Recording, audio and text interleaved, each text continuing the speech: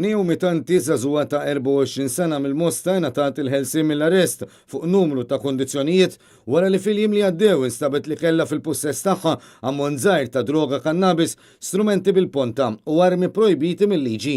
Hi kienet akkużata wkoll li kisret il-kundizzjonijiet tal-ħelsien mill-arrest li ngħatat sentejn ilu.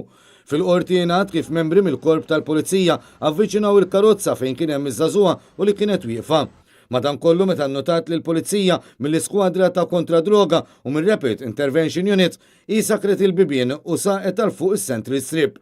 Il-membri tal-korp sekwew il-karozza tal-akkużata sakemm din spiċċa nfaqala t-tajjer u għalhekk kellha tieqaf. Kien hawn li fit-tfittxija l-pulizija sabet l-ammont żgħir tal-pjanta kannabis kif ukoll l-armi irregolari u l-istrumenti bil-ponta.